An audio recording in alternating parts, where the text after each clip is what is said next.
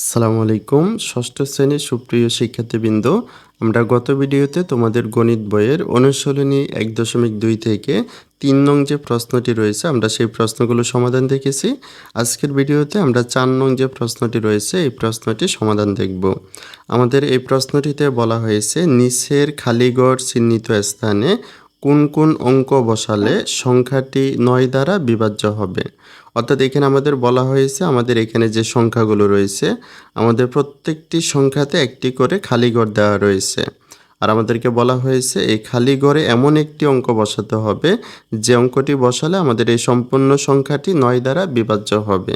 তা আমাদের এই প্রশ্নগুলো সমাধানের জন্য আমাদের প্রথমত জানতে হবে ৯ দ্বারা বিভাজ্য নিয়মটি কী আর আমাদের ৯ দ্বারা বিভাজ্য সংখ্যাগুলো কোনগুলো। তা আমাদের ৯ দ্বারা বিভাজ্য নিয়ম হচ্ছে আমাদের কোনো একটি সংখ্যাতে যে অঙ্কগুলো থাকবে সে অঙ্কগুলোর যোগফল যদি ৯ দ্বারা বিভাজ্য হয় তাহলে আমাদের সেই সম্পূর্ণ সংখ্যাটি ৯ দ্বারা বিভাজ্য হবে। আর আমাদের ৯ দ্বারা বিভাজ্য সংখ্যাগুলো হচ্ছে ৯-এর গুণিতকগুলো, যেমন ৯, ৯ দুগুণে ১৮, ৩ নং ২৭, ৪ নং ৩৬, এরকম আমাদের ৯-এর গুণিতকগুলো হচ্ছে ৯ দ্বারা বিভাজ্য সংখ্যা। তাহলে এখন আমরা এখানে আমাদের যে প্রশ্নগুলো রয়েছে আমরা প্রত্যেকটি প্রশ্নের সমাধান জানব। তার আগে তোমরা যারা এখনও আমাদের এই চ্যানেলটিকে সাবস্ক্রাইব করোনি তারা এখনই চ্যানেলটিকে সাবস্ক্রাইব করে রাখো, আর যারা সাবস্ক্রাইব করেছো তাদেরকে অসংখ্য ধন্যবাদ। প্রথমে আমরা ক নং যে প্রশ্নটি রয়েছে এই প্রশ্নটির সমাধান করব। আমাদের এই প্রশ্নটির সমাধানের জন্য আমাদের প্রথমে এখানে যে সংখ্যাটি রয়েছে আমাদের এই সংখ্যাতে ব্যবহৃত প্রত্যেকটি অঙ্কের যোগফল বের করে নিতে হবে। তো এখানে আমরা প্রথমে লিখব এই সংখ্যাতে ব্যবহৃত অঙ্কগুলোর যোগফল। আমাদের এই সংখ্যাতে ব্যবহৃত অঙ্কগুলোর যোগফল যদি আমরা বের করি তাহলে আমরা যোগফল পাচ্ছি ২১, কিন্তু আমাদের ২১ এই সংখ্যাটি ৯ দ্বারা বিভাজ্য নয়। তো এখানে আমরা লিখব যা ৯ দ্বারা বিভাজ্য নয়। এখন আমাদের দেখতে হবে ২১-এর পরবর্তী কোন সংখ্যাটি আমাদের ৯ দ্বারা বিভাজ্য হয়। আমরা জানি আমাদের ২১-এর পরবর্তী ৯ দ্বারা বিভাজ্য সংখ্যা হচ্ছে ২৭। তো এখানে আমাদের দেখতে হবে আমাদের ২১-এর সাথে কত যোগ করলে ২৭ হয়। আমরা যদি ২১-এর সাথে ৬ যোগ করি তাহলে আমাদের ২১ আর ৬ ২৭ হবে। তো এখানে আমরা লিখব সুতরাং অঙ্কগুলোর যোগফলের সাথে ৬ যোগ করলে হয় ২১ যোগ ৬ সমান ২৭, যা ৯ দ্বারা বিভাজ্য। তো এখানে আমরা লিখতে পারি অতএব খালি ঘরের স্থলে ৬ বসালে সংখ্যাটি ৯ দ্বারা বিভাজ্য হবে। তাহলে এটি হচ্ছে আমাদের ক নং যে প্রশ্নটি সেটির সমাধান।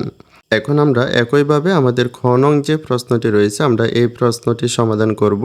আমাদের খ নং প্রশ্নটি সমাধানের জন্য আমাদের প্রথমে এখানে যে সংখ্যাটি রয়েছে আমাদের প্রথমে এই সংখ্যাটিতে ব্যবহৃত প্রত্যেকটি অঙ্কের যোগফল বের করে নিতে হবে। তো এখানে আমরা প্রথমে লিখব সংখ্যাটিতে ব্যবহৃত অঙ্কগুলোর যোগফল।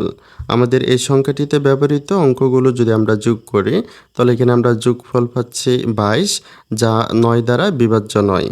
তো এখন আমাদের দেখতে হবে ২২-এর পরবর্তী কোন সংখ্যাটি ৯ দ্বারা বিভাজ্য হয়। আমাদের ২২-এর পরবর্তী ৯ দ্বারা বিভাজ্য সংখ্যা হচ্ছে ২৭। এখন আমাদের দেখতে হবে ২২-এর সাথে কত যোগ করলে ২৭ হবে। আমরা যদি ২২-এর সাথে ৫ যোগ করি তাহলে আমাদের ২২ আর ৫-এ ২৭ হবে।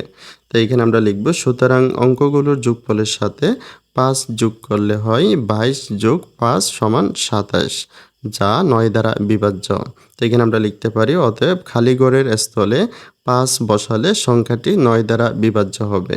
তাহলে এটি হচ্ছে আমাদের খ নং যে প্রশ্নটি সেটির সমাধান।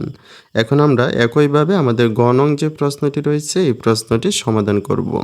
আমাদের গ নং প্রশ্নটি সমাধানের জন্য আমাদের প্রথমে এখানে যে সংখ্যাটি রয়েছে আমরা প্রথমে এই সংখ্যাটিতে ব্যবহৃত যে অঙ্কগুলো রয়েছে আমরা প্রত্যেকটি অঙ্কের যোগফল বের করব। তো এখানে আমরা প্রথমে লিখব এই সংখ্যাটিতে ব্যবহৃত অঙ্কগুলোর যোগফল। তো এখানে আমরা প্রথমে সংখ্যাটিতে ব্যবহৃত অঙ্কগুলোর যোগফল যদি বের করি তাহলে এখানে আমরা যোগফল পাচ্ছি ২৫, আর আমাদের ২৫ এই সংখ্যাটি ৯ দ্বারা বিভাজ্য নয়। তো এখানে আমরা লিখব যা ৯ দ্বারা বিভাজ্য নয়। এখন আমাদের দেখতে হবে ২৫-এর পরবর্তী কোন সংখ্যাটি ৯ দ্বারা বিভাজ্য। আমরা জানি 25-এর পরবর্তী 9 দ্বারা বিভাজ্য সংখ্যা হচ্ছে 27। এখন আমাদের দেখতে হবে 25-এর সাথে কত যোগ করলে 27 হয়। আমরা যদি 25-এর সাথে 2 যোগ করি তাহলে আমাদের 25 আর 2 এ 27 হবে। তো এখানে আমরা লিখব সুতরাং অঙ্কগুলোর যোগফলের সাথে 2 যোগ করলে হয় 25 যোগ 2 সমান 27, যা 9 দ্বারা বিভাজ্য।